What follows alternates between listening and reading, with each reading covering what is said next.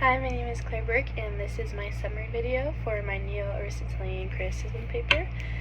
So first I'm going to start with a summary of my artifact and its context. So I chose I Have a Dream speech by Martin Luther King Jr., and this speech was given during and in aid of the Civil Rights Movement, and this movement was characterized in history for its nonviolent efforts and protests against racial discrimination and illegalities present in the United States at the time against African American people. And this speech was presented as kind of a picture for the world, and a picture of the world without racial segregation in it, so where African Americans and white Americans could live together in peace. And that's kind of the main theme behind a dream throughout the speech. It's kind of like the ideal world. And then furthermore, King continually references the Declaration of Independence as he gives the speech standing on the Lincoln Memorial, and he states, "I have a dream that one day this nation will rise up and live out the true meaning of its creed. We hold these truths to be self-evident, that all men are created equal." And from this sentence, you can kind of infer that MLK believed the state of American society at the time was not grounded in equality.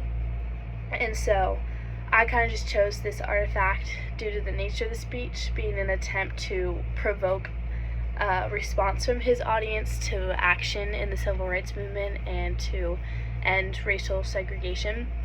And so this speech was actually set at the height of the Civil Rights Movement, and so I think it provides the best context to analyze how effective King was in generating support and garner a response to an issue that affected the American people for generations before the speech was even given.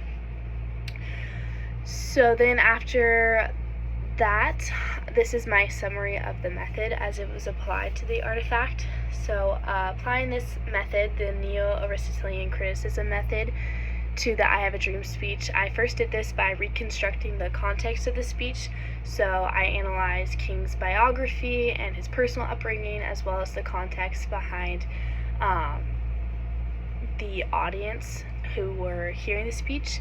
And I just researched the Civil Rights Movement and the people involved, really. And then finally, the occasion for the speech was researched through the historical, social, and political context during the time of the presentation. And then after a review of the speech's general content, I applied the 5 canons of rhetoric found in the Neo-Aristotelian method and analyzed and applied them to MLK's organization, delivery of the speech, his style, invention, and memory. And once this analysis was completed, I further reviewed what made the audience, like the aftermath of the audience and their response to his speech and its effectiveness. So the summary of my findings after my analysis. So after conducting the procedure of Neo-Aristotelian criticism and the 5 canons, I discovered there was further discovering behind the meaning and the intent of this speech. So the first of which, invention, was applied to the overall format of the speech in its use of argument, reason, and credibility. So when analyzing his arguments, it is clear that MLK was effective in his use of logical reasoning by referring back to historical documents such as the Declaration of Independence, and he repeatedly set up a basis of freedom that has been established since the beginning of U.S. history. To add to his outside evidence and logic, King also referred to the Emancipation Proclamation, which he states about this proclamation, but 100 years later, the Negro is still not free. So he's drawing on history to lead to his reasoning that the U.S. was grounded in freedom, but yet the African American population is still not free. So he's using logical reasoning here. And then he also is using deductive reasoning throughout the speech to prove his generalizations. So his shared experience of oppression, he himself being an African American, his main point of reasoning is to fulfill his generalizations. So his credibility is found in the fact that he himself is an African American, and he's also been an active member of the Civil Rights Movement for 6 years before he delivered the I Have a Dream speech. So therefore, his audience was aware of his actions and characteristics before this speech was even given. And he also displays his intelligence of the subject by generating points that his audience would find moving, such as, I have a dream that one day, on the red hills of Georgia, the sons of former slaves and the sons of former slave owners will be able to sit together at the table of brotherhood. So that kind of reflects the audience's homes and places they are familiar with to further stir up their emotions. And when you listen to the speech, it's actually clear that the audience feels stirred up from King's words, as like you can hear them cheering back, and you can tell that they have emotions to fight back against any injustice within the country. So overall, King's use of invention throughout the speech was very effective with his logical reasoning and generalizations, as well as just applying his own experience to the speech. So after that, the next canon out of the 5 is organization. So his use of organization was seen in his repetition.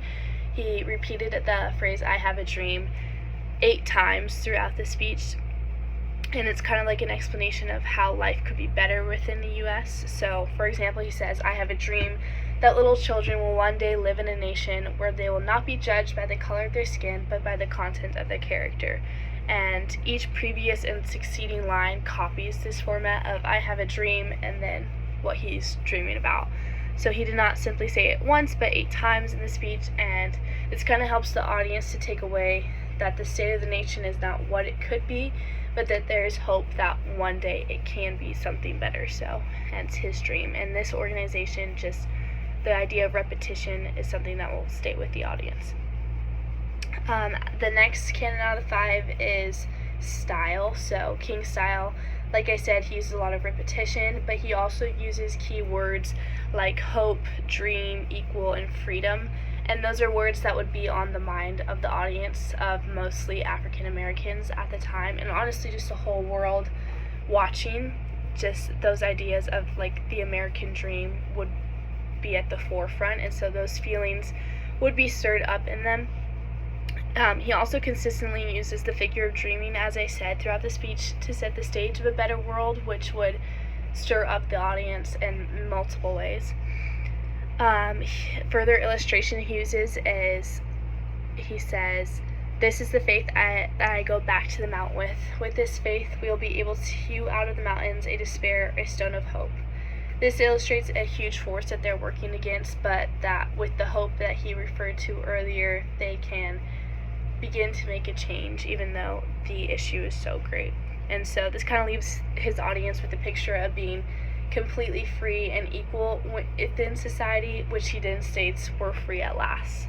So that kind of like further stirs up emotion in that the audience would be having the desire to be free as their equal white American counterparts. And then the next canon is that of delivery. So King's use of delivery was seen in that he stood behind a podium on the steps of the Lincoln Memorial. So he did read his speech off a manuscript, but maintained general eye contact throughout the entirety of the speech. I feel like his delivery kind of reflected his years as a minister too, with his long drawn-out sentences and powerful voice, and it kind of like echoed throughout the crowd if you watch the video. And then his pacing and his voice was slow and controlled, and it kind of allowed the audience to relax and hear every word that he was saying. So after each time he stated, I have a dream, he said it clearly and articulately, and then took a pause to provide emphasis and let it sink in.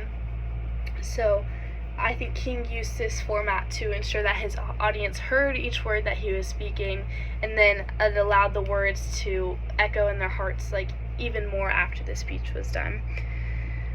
And then the final canon applied was that of memory. King did not directly have the speech memorized, but he was familiar with the speech. That's evident through him not simply reading the material, but looking at the audience, showing them that he was speaking to them directly.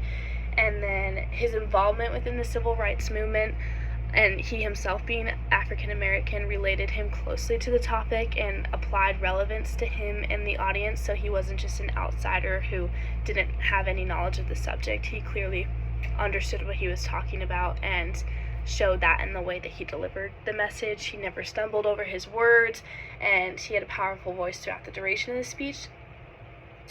And then So after watching the clip of the speech, their responses, the audience's responses to his delivery was clearly emphatic and enthusiastic and excited. If you watch the video, you can hear them cheering. And then the last area of my summary video is going to be the summary of the contribution that my finding has made to rhetorical theory. And so from the analysis and the answering of the research question, did the rhetor use the available means of persuasion to invoke the intended response from his audience? I think it's clear that MLK was extremely effective in his ability to persuade his immediate audience.